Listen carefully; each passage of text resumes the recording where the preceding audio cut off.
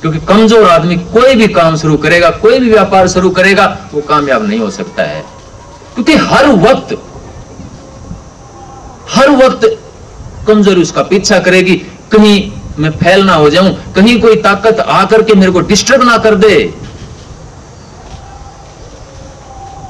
कोई बाहर की ताकत आकर के कोई छाया ना पड़ जाए, तब तक वो आदमी कमजोर रहता है। लेकिन जब एक बार आत्मा में आ जाता है तो ये सारे भय कुदरती आदमी के निकलते चले जाते हैं, और एक हर तरह की सफलता अंदर के संसार में भी,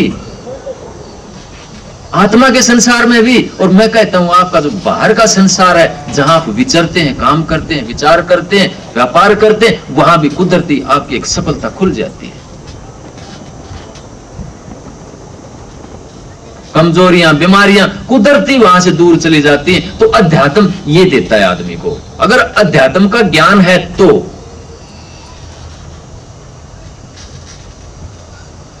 लेकिन कई बार अध्यात्म भटका भी देता है आदमी।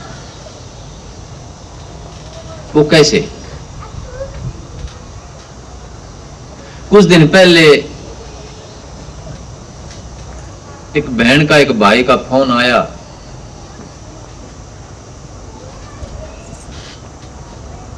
और भाई ने बात की, वो कहने लगे कि मेरी पत्नी आपसे बात करना चाहती है ध्यान के बारे में।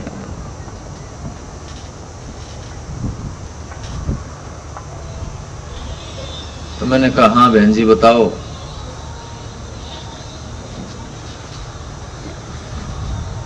उसने कहीं से नाम भी लिया हुआ था।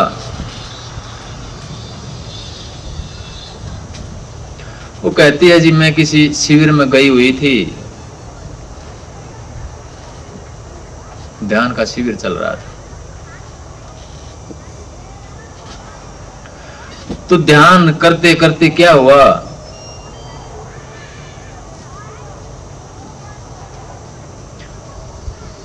वो कहने लगी कि मेरे सामने से ऐसे सूरज आया, सन, सूर्य,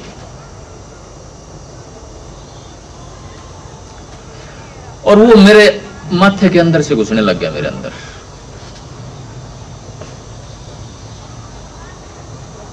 मैं डर गई, डर के सारा शरीर कांपने लग गया मेरा।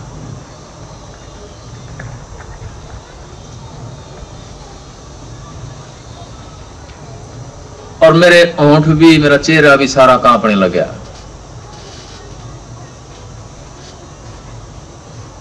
उस शिविर में गुरु सामने बैठे हुए थे, उसके आदमी खड़े हुए थे।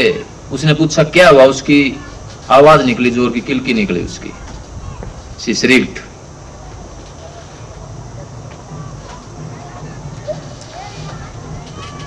तो उसने बताया कि सूरज मेरे अंदर आ रहा है। तो जो खड़ा था वो कहने लगा घबराओ मत, घबराओ मत, इसको अंदर समेटो, अंदर समेटो इसको। और भी आते हैं इस तरह से, सत्संग भी आ जाता है एक आध। ज्यादातर बहनें पूछती हैं ये, क्योंकि बहनें एक विश्वास में अंदर में जल्दी जाती हैं। ध्यान उनका जल्दी शुरू होता है।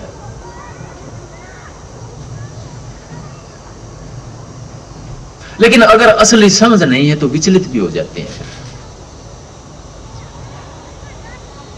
उस टाइम भी उसके बोल में कंपन थी, वो डरी हुई थी बेचारी कि मैं क्या करूं, मैं ध्यान में नहीं बैठ सकती। इस तरह से और भी आती हैं औरतें, भाई भी आता है एक आधा कि ध्यान में बैठता हूं। एक भाई भी आया मेरे पास,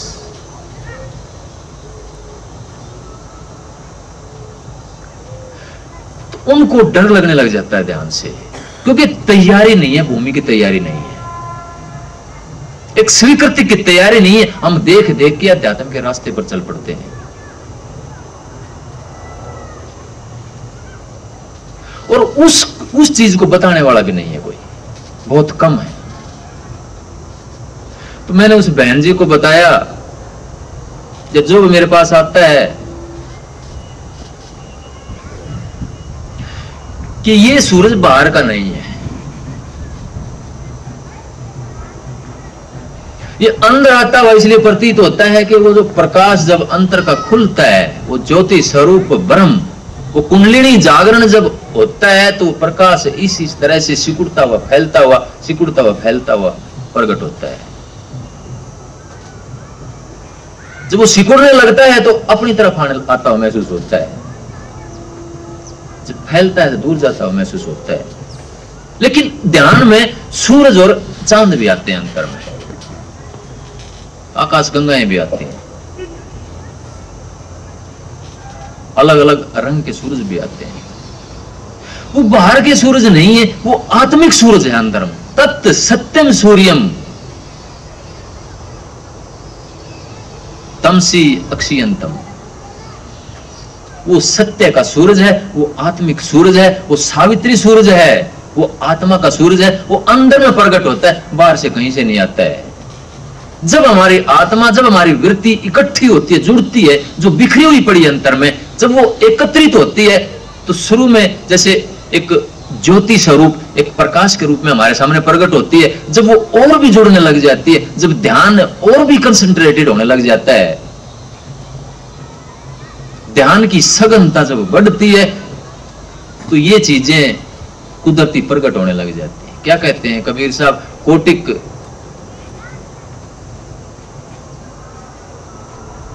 कोटिक चंदा उगमिया, कोटिक सूरज भान, कोटिक दम के दामनी पार भरम दरम्यान।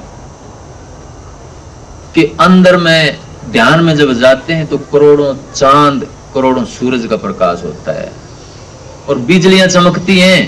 लेकिन अगर अंतर की उस भूमि की तैयारी नहीं है तो आदमी डर जाता है उससे, क्योंकि वो एक ताकत बनती है अंतर में, एक ताकत का अवतरण है वो अंतर में।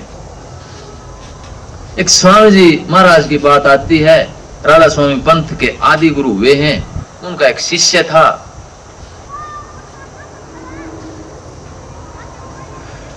वो शिष्य स्वामी जी के पीछे पड़ा रहता था कि स्वामी जी मुझे ध्यान दो, मुझे ध्यान दो, मुझे अंतर में ध्यान में ले जाओ। स्वामी जी महाराज मना करते हैं कि नहीं, तेरी योग्यता अभी नहीं हुई है, इसलिए तू अभी रहने दे। पहले ज्ञान दिया भी नहीं जाता था, ये अंदर का जो ब्रह्म ज्ञान था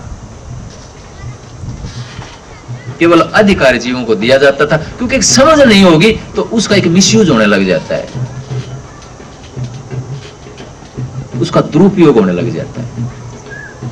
समझ नहीं होगी तो वो चीज नुकसान पहुंचा सकती है, क्योंकि एक हथियार जो होता है वो खुद के लिए भी खतरा है, रक्षा करता है लेकिन खुद के लिए खतरा भी है। वो आपने सुना नहीं कि कई बार कहते हैं कि हथियार चल गया और फलां आदमी की मौत हो गई, उसी का हथियार, उसी की बंदूक, उसी का पिस्तौल, एक हथियार है। अंदर में एक सुदर्शन चक्र का जन्म होता है। अगर अंतर की सफाई नहीं है, अंतर का संयम नहीं है तो खुद का भी नुकसान कर सकता है। इसलिए भूमि की तैयारी होनी जरूरी है। अगर उसकी स्वीकृति नहीं है तो आप डरेंगे, जरूर डरेंगे। लेकिन एक सही ज्ञान न होने की वजह से भी उस औरत को पता नहीं था, उस आदमी को पता नहीं था कि ये मेरा अपनी ही चीज है। उसने सोचा कहीं बाहर का सूरज मेरे अंदर आ रहा है, उसको पता नहीं ये चीज नहीं उसको बताई गई है। ये हमारे अंतर का सूरज है, ये अंतर के चांद हैं, अंतर की आकाश गंगाएं। तो फिर उस बहन जी ने प्रश्न किया, मैंने जब उसको बताया कि बहन जी ये तो बहुत अच्छी बात है कि आपके अंदर एक आत्मा का जन्म हुआ है, कुंडलिनी जागरण हुआ, ज्योत है, वो प्रकट हो जाता है।